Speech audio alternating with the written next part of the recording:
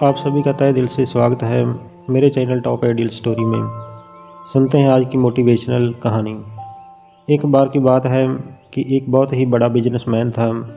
उसका नाम राजेश बाबू था। राजेश के पास सब कुछ था, लेकिन फिर भी वह खुश नहीं था। राजेश बाबू ये समझ नहीं पा रहा था कि आखिरकार उसके पास जीवन की सभी सुख सुविधाएं होने के बावजूद भी उसका मन शांत नहीं है, उसे सच्ची खुशी नहीं मिल रही है। राजेश बाबू का एक बचपन का बहुत ही पक्का मित्र था। दोनों में बहुत ही प्रेम था। वह जीवन का हर दुख सुख एक दूसरे के साथ साझा करते थे। एक दिन की बात है कि राजेश के मित्र ने राजेश को अपने घर पर खाने पर बुलाया। राजेश अपने मित्र के घर खाने पर गया। जब खाने के टेबल पर बैठे तो उसके मित्र ने देखा कि राजेश बहुत ही परेशान और उदास है, वह खुश नहीं है। राजेश का मित्र कहने लगा कि अरे राजेश, तुम क्यों खोए खोए रहते हो? क्या तुम्हें कोई तकलीफ़ है या कोई दुख है तो मुझे बता सकते हो, शायद मैं आपकी कोई मदद कर सकूं। राजेश कहने लगा कि नहीं यार, कोई दुख तो नहीं है, लेकिन मैं खुद भी नहीं समझ पा रहा हूं कि मेरा मन खुश और शांत क्यों नहीं है, जबकि मेरे पास सब कुछ है। राजेश शहर के गिने चुने अमीरों में से एक था। राजेश का दोस्त बहुत ही समझदार था। वह राजेश से कहने लगा कि कोई बात नहीं, मैं आपकी इस परेशानी का हल भी निकाल दूंगा। आज शाम को हम घूमने के लिए किसी पार्क में चलेंगे। राजेश कहने लगा कि ठीक है। तो शाम को राजेश और उसका दोस्त एक बहुत ही सुंदर और बड़े से पार्क में घूमने के लिए गए। उस पार्क में बहुत सुंदर सुंदर घास, सुंदर फूल और वृक्ष लगे हुए थे। उन हरे भरे पेड़ पौधों को देखकर इंसान का मन खुशी से भर जाता था। राजेश का मित्र कहने लगा कि राजेश, आप बताओ कि आपकी क्या परेशानी है। उसने उदास होने की वजह जो अपने मित्र को बताई, तो मुझे लगता है कि हम सब के उदास होने की वजह भी ज़्यादातर वही होती है। उसने कहा कि मैं जब स्कूल में था तब मुझे लगता था कि जब मैं फ़र्स्ट पोजीशन में आऊँगा तो मुझे बहुत खुशी होगी। जब मैं फ़र्स्ट पोजीशन में आया, लेकिन 2 दिन की खुशी के बाद ये बात आम हो गई। फिर मुझे लगा कि अगर मैं स्कूल की पढ़ाई पूरी कर जाऊँगा तब जीवन में खुशियाँ मनाऊँगा। स्कूल की पढ़ाई भी पूरी हो गई। फिर 2 दिन के बाद वो खुशी भी आम हो गई। उसके बाद मुझे लगा कि पढ़ाई पूरी होने के बाद अच्छी नौकरी हासिल कर लूँगा, तब लाइफ खुशियों से भर जाएगी। अच्छी नौकरी मिल गई। उसके बाद प्रमोशन होकर तनख्वाह भी बढ़ गई, लेकिन 2 दिन की खुशी और फिर वही हाल। सोचा था कि फैमिली के साथ कहीं घूमने जाएंगे।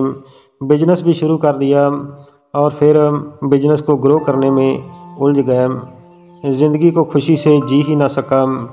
ऐसी कितनी तरह की खुशियाँ थी जिनका मैं सिर्फ इंतज़ार ही करता रह गया, लेकिन वह कभी नहीं आई। और अब ऐसा लगता है कि वह खुशियाँ शायद कभी नहीं आएंगी, क्योंकि इतना सब कुछ मिलने के बाद भी नहीं आई, तो अब वो कहाँ से आएंगी।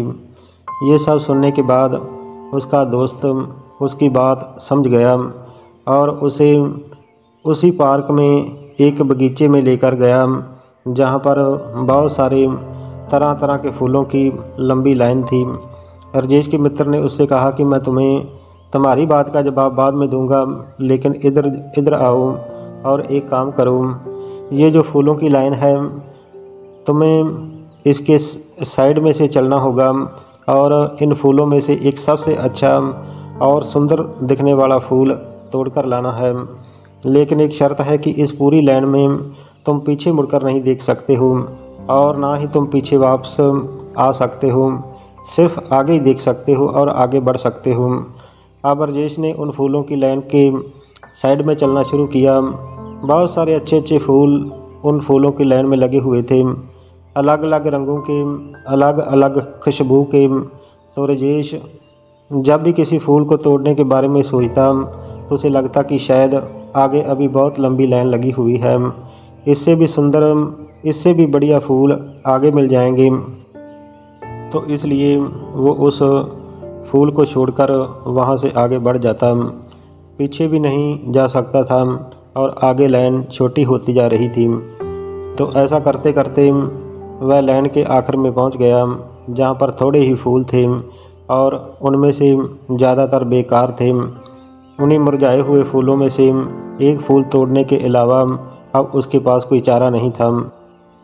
तो राजेश ने वही किया, उन्हीं मुरझाए हुए फूलों में से एक फूल तोड़कर अपने मित्र के पास ले आया और उनको पूरी बात बताई कि मैं लाना तो सबसे सुंदर फूल चाहता था, लेकिन मुझे ये डर था कि अगर मैं शुरू में ये समझकर कोई भी फूल तोड़ लूँ कि वह सबसे सुंदर फूल है, तो आगे आने वाले कई अच्छे फूल छूट न जाएं। इस चक्कर में मैं आगे ही बढ़ता चला गया और आखिर में मेरे हिस्से में यही फूल आया। ये सारी बात सुनने के बाद उसके दोस्त ने उसे समझाया और कहा कि मान लो फूलों की लाइन तुम्हारी ज़िंदगी की तरह है और ये जो छोटी छोटी ज़िंदगी की खुशियां हैं जिनको तुम सबसे अच्छे फूल की तलाश में नज़रअंदाज करते चले गए और आखिर में सबसे अच्छे फूल की जगह पर तुम ये मुरझाया हुआ फूल लेकर आए हो। ठीक यही चीज़ें हमारी ज़िंदगी में भी हम करते हैं। बहुत बड़ी खुशी की तलाश में हम छोटी छोटी खुशियाँ जो हमारे पास होती हैं किसी बहुत बड़ी कामयाबी के इंतज़ार में उसको भी नज़रअंदाज करते चले जाते हैं। जब ये समझ में आने लगता है कि सारे अच्छे फूल तो पीछे छूट गए, तब शायद बहुत देर हो चुकी होती है। इसलिए हमें जो खुशी मिल रही है उसको खूब मनाना चाहिए। जब कोई बड़ी खुशी आएगी तब देखा जाएगा। मौके पर जो खुशी मिली है उसे मिस मत करो, क्योंकि जो वक्त हाथ से निकल गया दोबारा कभी लौटकर वापस नहीं आएगा। इसलिए आपको जीवन में जो भी खुशी मिले, छोटी हो या बड़ी, उसे खूब मनाओ और हमेशा खुश रहना सीखो। अपने दोस्त की बातें सुनकर राजेश कहने लगा कि ऐ मेरे प्यारे दोस्त, तुमने आज मुझे जीवन का एक गहरा भेद बता दिया है। आज से मैं कभी भी उदास नहीं होऊंगा और जीवन में सदा खुश रहने की कोशिश करूंगा। ये कहानी हमें सिखाती है कि हमें जीवन में मिली हुई हर खुशी को खूब मनाना चाहिए। जीवन का कोई भी समय बेकार की सोच में गंवाना नहीं चाहिए। अगर ये कहानी आपको अच्छी लगी हो तो मेरे चैनल टॉप आइडियल स्टोरी को सब्सक्राइब ज़रूर करें।